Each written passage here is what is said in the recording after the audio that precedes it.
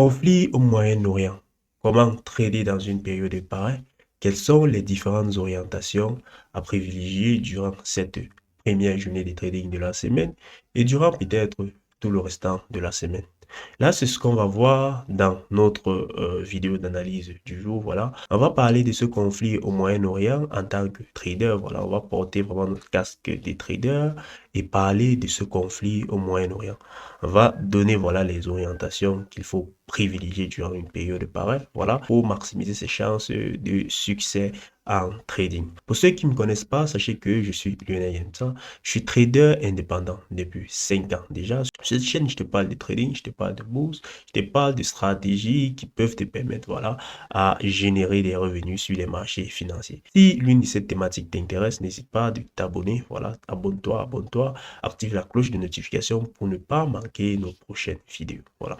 Comme je le disais aujourd'hui, voilà, dans notre vidéo d'analyse quotidien, parce que il faut savoir, ce programme, il est diffusé tous les matins, voilà, du lundi au vendredi. L'idée est de vous partager à chaque fois mon point de vue, voilà, mon point de vue pour la journée de trading, de telle sorte que, avant de prendre des positions sur les marchés, vous pouvez vous servir de ce point de vue pour pouvoir forger le vôtre.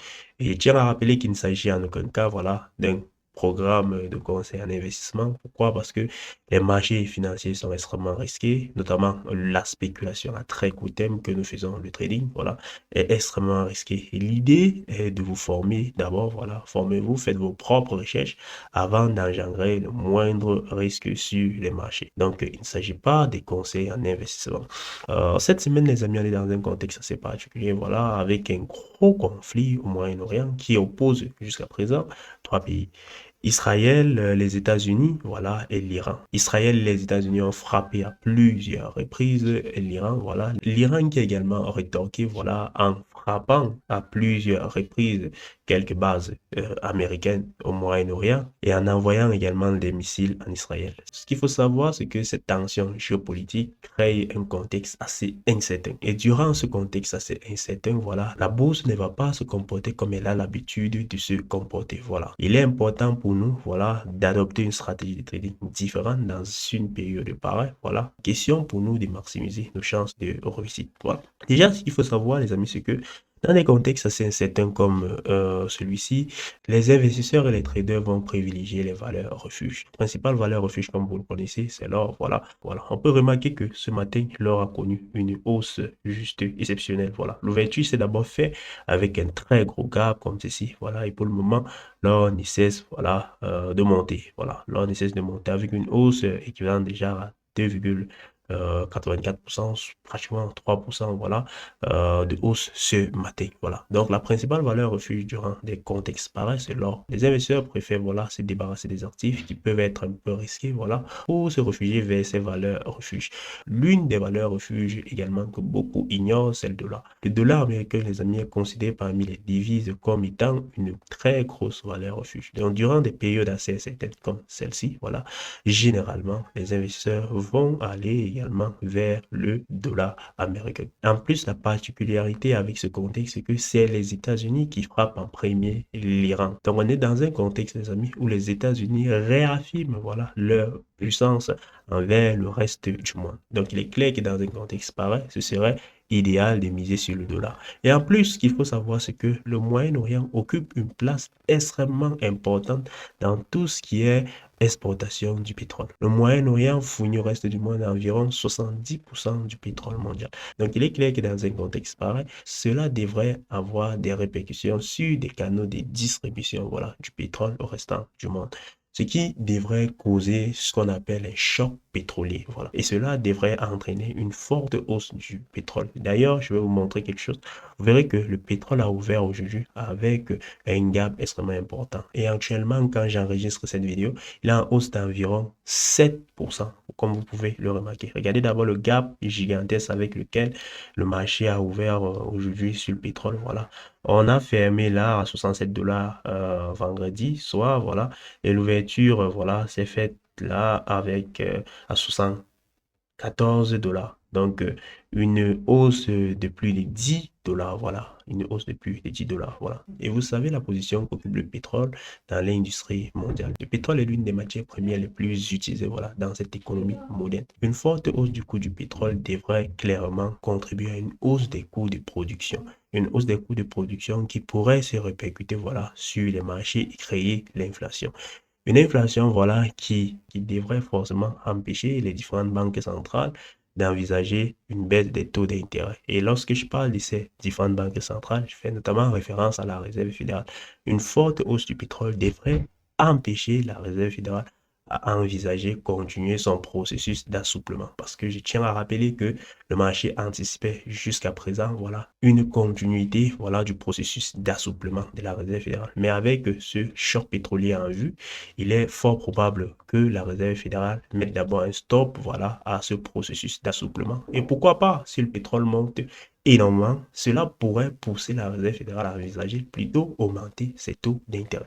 Donc là, c'est un petit briefing de ce qui se passe actuellement, voilà. Et comme je le disais, il est important dans une période pareille de miser également sur ces valeurs refuges.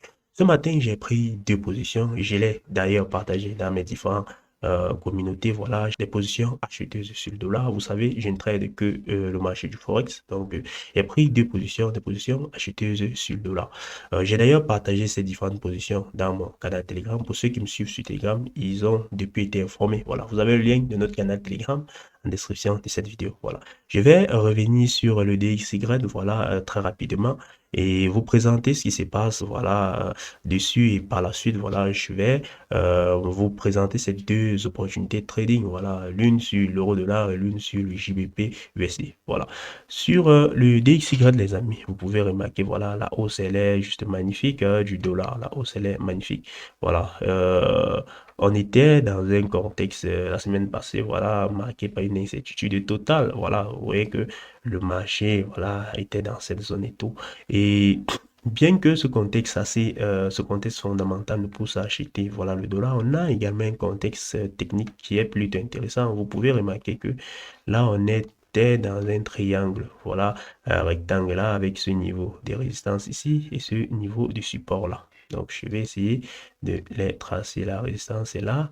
Notre support était ici, là, voilà. Et on l'a brisé par là, voilà. Donc, ce qui est un signal plutôt haussier, voilà, un signal extrêmement haussier. Maintenant, dans ce contexte, voilà, comme je le disais, fondamentalement parlant, nous prévisions les achats sur le dollar et techniquement, voilà, le marché nous donne également, voilà, raison. Et il faut rechercher les différents objectifs. On mesure la hauteur de notre triangle là.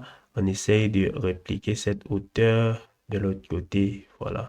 Donc, ça nous donnerait 1 $ vers ces niveaux, voilà, qui correspondrait, voilà, à cette ligne de tendance, parce que vous verrez, on a une ligne de tendance là-bas, c'est baissière sur le dollar, là.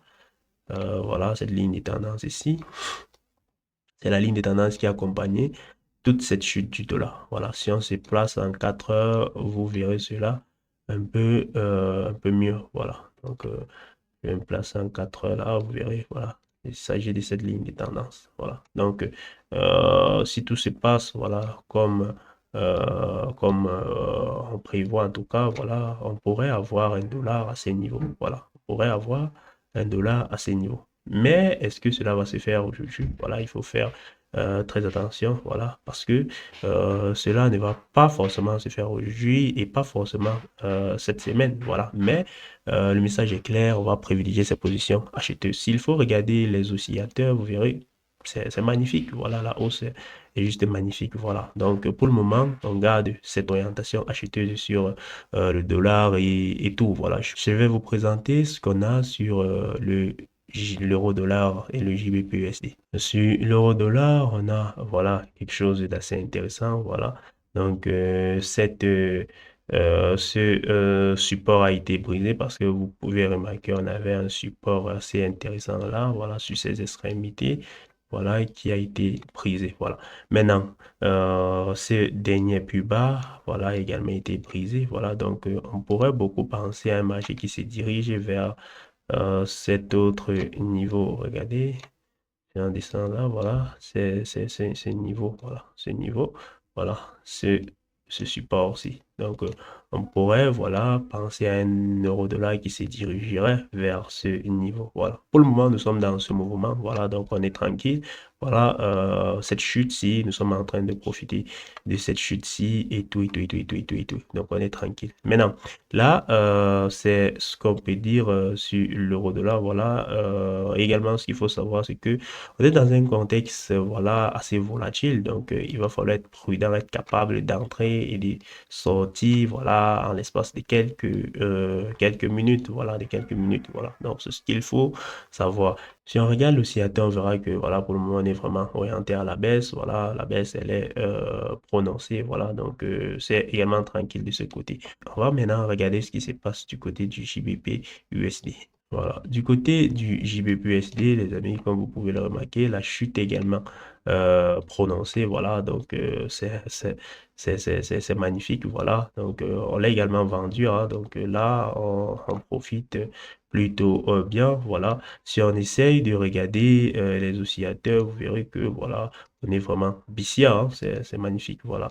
Donc là, on se dirige vers ce niveau de support. Voilà, on verra comment le marché va se comporter ici. Voilà, sur ces niveaux. Voilà. Sinon, comme je le disais, ce matin, la seule chose que vous avez à faire, hein, c'est d'acheter le dollar. C'est d'acheter le dollar. Vendez tous ces paires avec le dollar en devise de contrepartie et acheter toutes les autres paires ayant le dollar en devise de base, excepté l'USDCHF, parce que le franc suisse occupe également cette posture de valeur refuge. Voilà. Donc, il y a cette espèce de neutralisation entre le dollar et le franc suisse aujourd'hui. Voilà. Les amis, c'était tout pour cette vidéo d'analyse du jour. Voilà, j'espère que vous l'avez aimé et que vous avez appris pas mal de choses dans celle-ci. Le message est clair, celui d'acheter le dollar, acheter l'or, voilà, acheter ces valeurs refuges, le franc suisse, voilà. Le message, il est clair, voilà. En description de cette vidéo, vous avez tous les liens. Vous avez le lien d'inscription à Fusion Market, le meilleur broker Forex. Vous savez, je parle de Fusion Market tout le temps. J'utilise ce broker depuis 4 ans aujourd'hui. Voilà, c'est le meilleur broker. Les frais, les spreads, les frais, les commissions sont les plus compétitifs sur le marché. Voilà, donc de ce côté-là, c'est juste magnifique. Les dépôts et les retraits chez Fusion Market sont instantanés, les amis. Donc, allez créer votre compte chez Fusion Market, voilà, pour voir de quoi est-ce que je parle. Vous avez également mon numéro WhatsApp en description de cette vidéo pour ceux qui souhaitent prendre un accompagnement chez moi et faire passer leur trading à un niveau supérieur. D'ici à là, les amis, je vous souhaite tout simplement une très bonne journée de trading. Les amis, big up.